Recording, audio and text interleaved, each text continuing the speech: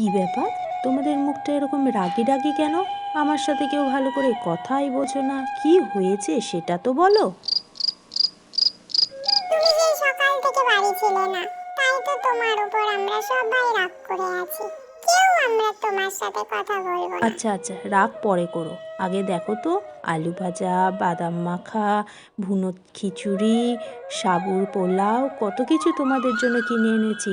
এগুলোই তো কিনতে গিয়েছিলাম তোমাদের জন্য। আগে খেয়ে নাও তো দেখি, পরে রাগ করো। আর খেয়ে বলো তো কেমন রান্না হয়েছে।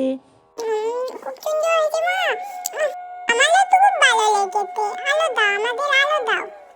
তাই তো দেখছি চেটেপুটে সব খেয়ে নিয়েছো। মায়ের পর রাগ করে আর থাকবে? না না মা, এত সুন্দর সুন্দর খাবার পেলে কেউ আবার রাগ করে থাকে নাকি? তুমি রোজ বাইরে যাও আর আমাদের জন্য।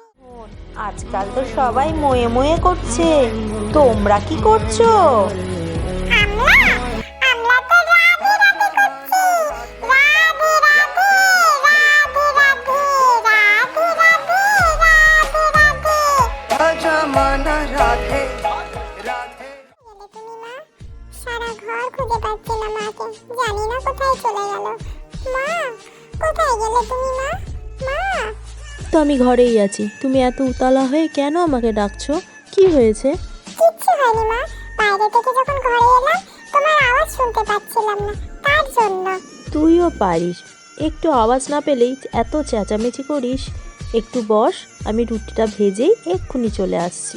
আমার মতো কি তোমাদেরও এরকম মনে হয়? আমি যখন বাইরে থেকে আসি কোথাও, মায়ের আওয়াজ না শুনতে পেলেই মনের মধ্যে কিরকম ভয় করে। তোমরাও কি বাইরে থেকে ঘরে এসে মাকে খোঁজো? যদি খোঁজো তাহলে কমেন্টে জানিয়ে দিও।